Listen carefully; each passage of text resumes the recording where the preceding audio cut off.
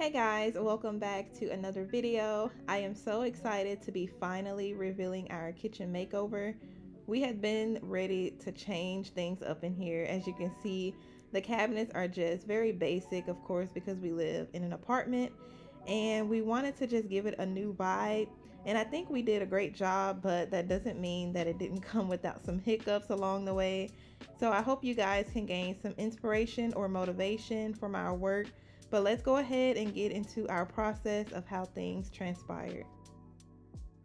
So real quick, I just want to go ahead and apologize for my voice in this video. I don't know if I got a cold, but I do apologize.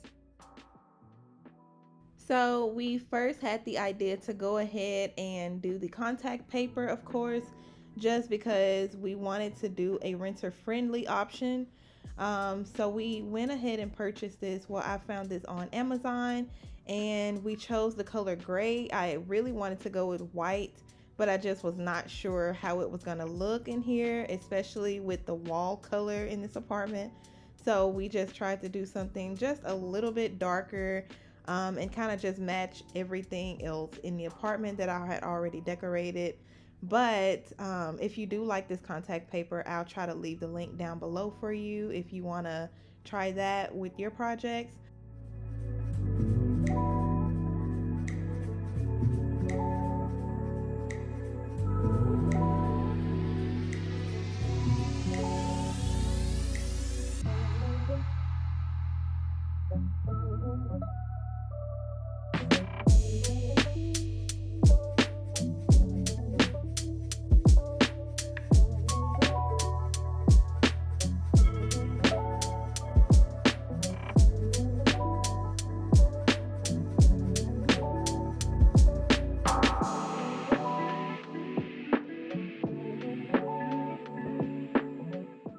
So this section was one of the more difficult sections to try to complete because it does have a lot of curves, as you can see here.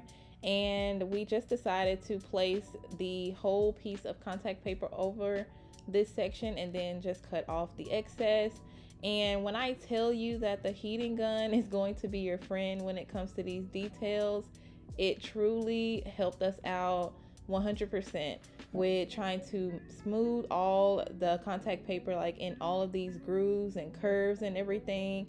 And so what we did was we just cut off where we needed to, use the heating gun to make it more, I guess you can say, flexible, so that we're able to bend it and then curve it all the way to the back portion of that section.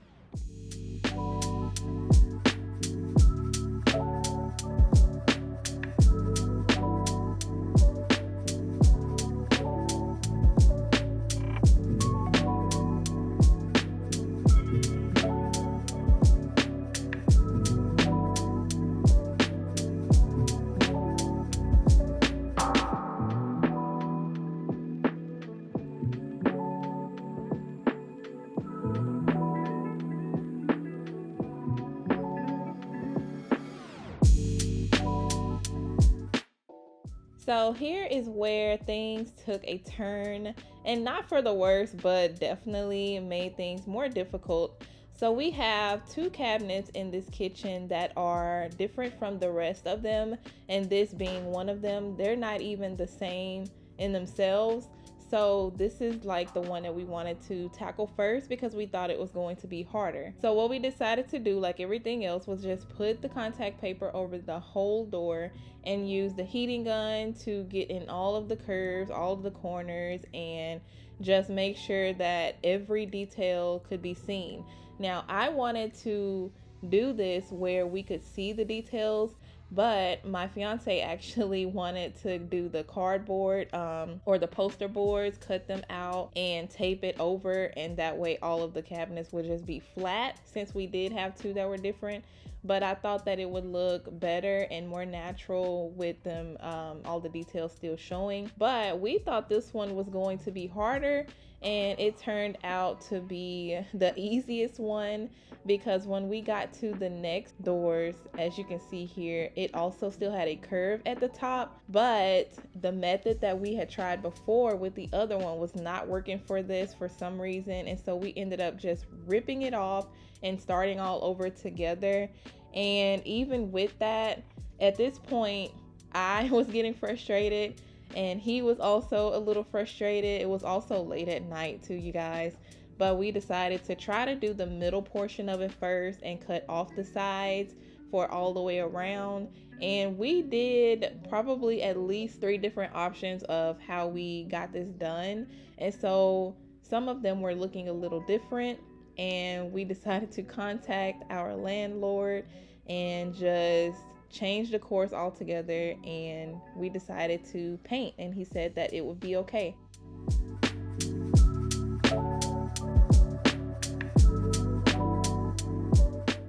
So we went to Home Depot to try to pick out a paint color. We were still actually going to go with gray, but it was just a matter of picking the right gray. And the one that we ended up going with is called a French silver, and it looked so good in the store, and we decided to go ahead and go with that one. I also had picked up some liquid sandpaper just so that it'll be easier on us to make sure that we got the, I guess, all of the like shine off of the doors is what it's for, if I'm not mistaken, and so that the paint will have kind of something to stick to once we started applying it. And so we tested it out on this one to see if we were going to like it, and we did. So since we had decided to paint, I started clearing out all of the cabinets so that we would make sure we didn't get any paint on anything. And we were going to initially use a spray gun, but we had another hiccup with that, which I'll tell you about in a bit. But I just went ahead and started applying the liquid sandpaper, and then I'll show you what it looked like and what it actually did for these cabinets.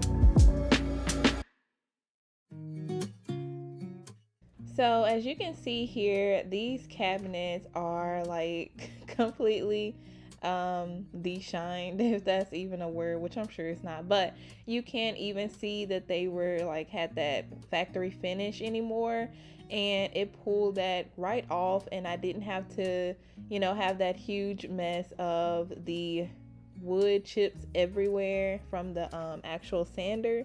But we started putting up the plastic because, like I said, we were going to initially be using a spray gun in here, and we wanted to be very careful about that to not get anything on the walls or the countertops, the sink, stove, anything. So we started to put this paper up so that we can get started with painting.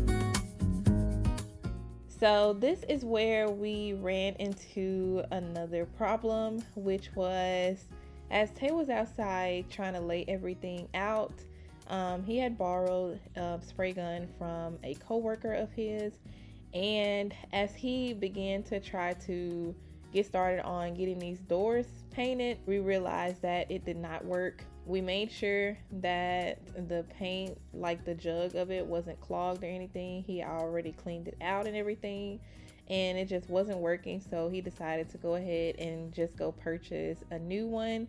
And I went inside to get started on just hand painting around the trim and everything. And that way, once he got back, all we had to do were the doors.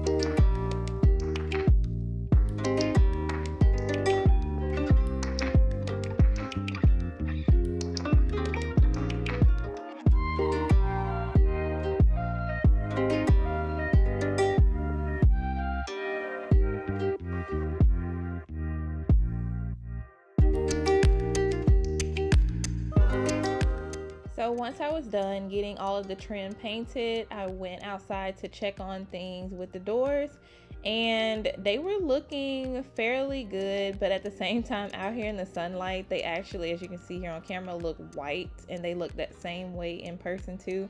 But also, we had yet another thing happen with the spray gun. I guess because, you get what you pay for. So the spray gun had like splatters, and it would just spray a little bit and then it would start splattering. And so what we did to try to fix that where it splattered is just go in with the paintbrush and kind of smooth it out. But for the most part, it did the job that it needed to, and they were looking good. Now, I'm not gonna lie here though. Once I finished all of the cabinets or the trim and everything inside, I kept looking at it, and I didn't know if it was the lighting in my kitchen or if it was the paint, but it just had a very blue undertone to it that was not satisfying to me. And so we actually ended up going back to Home Depot and just asked them to make up the paint darker, and that's what we did, was just took it back and got a darker shade. But at the same time, I wasn't sure if that one can was even going to be enough, since we've already using half the can, and we ended up going with a completely different color called dolphin gray is what it is. And you'll see here in a bit after these clips like how much of a difference it actually made.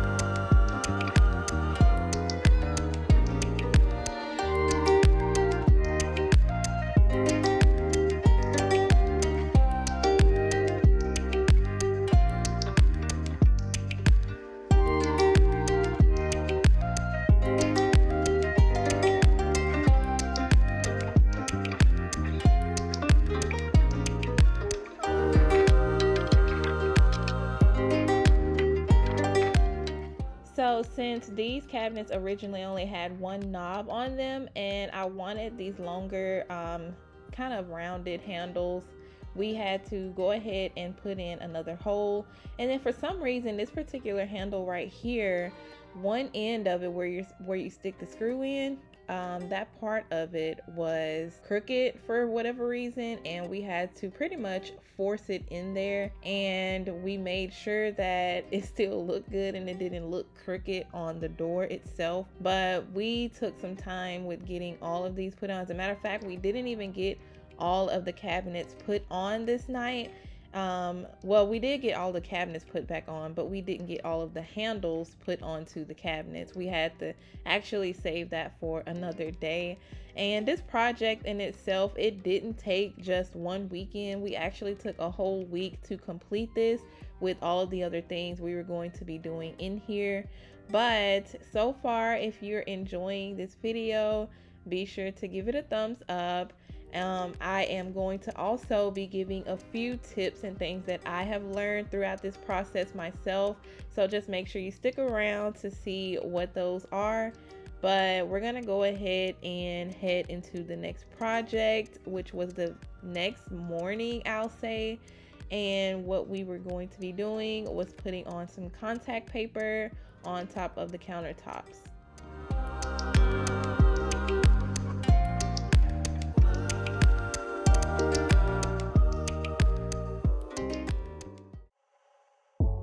So we decided to go ahead and start on this contact paper the very next morning. And honestly, at first I wasn't going to film this entire process because I knew we were only going to be doing this one section over here, but I decided to go ahead and get that portion of it.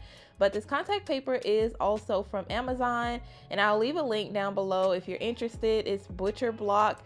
And at first I was very nervous about how it was going to look because I chose butcher block and our countertops have rounded edges, and so I wasn't sure if it was going to look right. We decided to go ahead and do that because I was still nervous about the cabinet color, and I wanted to see how this contact paper was going to look with the cabinets. I could not fully envision it 100% without putting it on, and so we said that we'll just do this section, see how it looks, and then if we don't like it, we can just change it later. But I loved how it turned out, so we wanted to make sure that it looked as natural as possible, and so we cut off this piece right here because this is where the countertop was actually put together itself, and we wanted to make sure that we kept that line there so that it can look like I said, like it looks natural. And we had a time.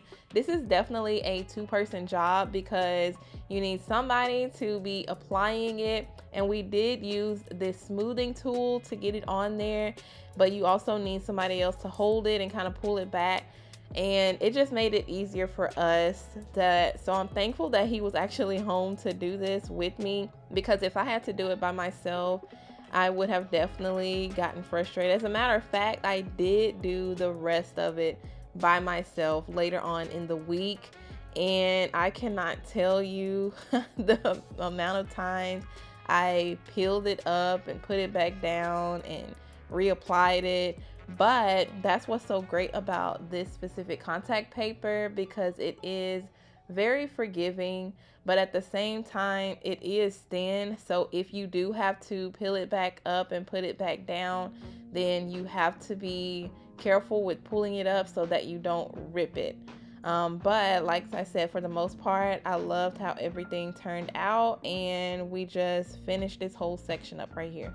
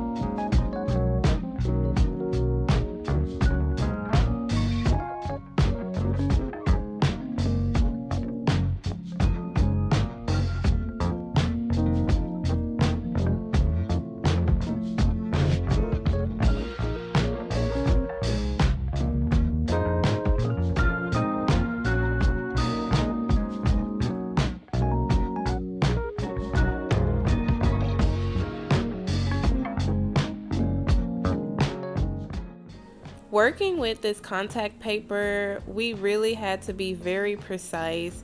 And for the most part, it was easy, but at the same time, some pieces we would cut a little bit too short. And as you'll see here in a minute, we had to cut out a very, very like microscope piece of paper to lay underneath this huge piece that we're trying to get laid down right here around the sink, because like I said, it was just cut a little bit too short.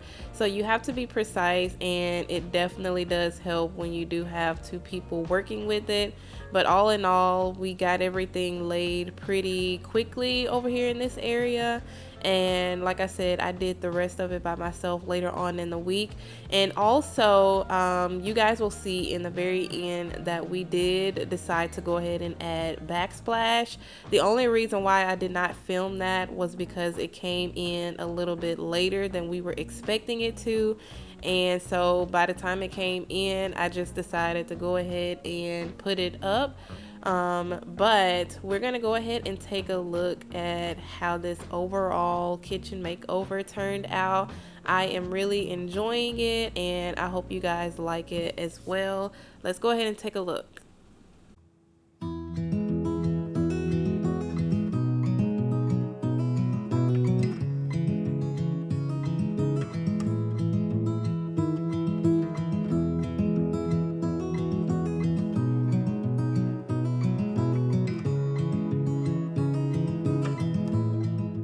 You guys, I am in love with my kitchen now, and I tend to be over here a little bit more than I usually was before, but everything turned out great. Even though it was not my full vision, it was definitely pretty close. And finding everything that we needed and wanted in this kitchen turned out looking very, very unique as far as it being in this apartment and how everything was before. It is just a major, huge change. But I do want to go ahead and explain some things. Like I said earlier in the video, I was going to share with you what I've learned from this makeover. And the first thing is being don't rush the process. So we went through this whole thing fairly quickly, in my opinion, because I was putting myself on a timeline with the kids going back to school and me being back in school. And so I would just say that all the mistakes that we made, some of them could have been avoided, but at the same time, we could have planned better for them as well. Another thing is just know 100% what you want to do before actually starting the project. That being, you don't have to rush through it. And then when you're picking out paint and deciding to paint, go ahead and just get some paint samples rather than being like us and we bought a whole gallon firsthand and then had to go back and change it. And also just be kind to yourself and know that it's okay to switch gears according to the mistakes that you make or any hiccups or any other unknown problems. And it's okay to change your mind about what you initially wanted to do, because it's your vision and you have to love it for you. But thank you guys so much for watching today's video. I hope you enjoyed, and I will see you in my next one. Bye guys.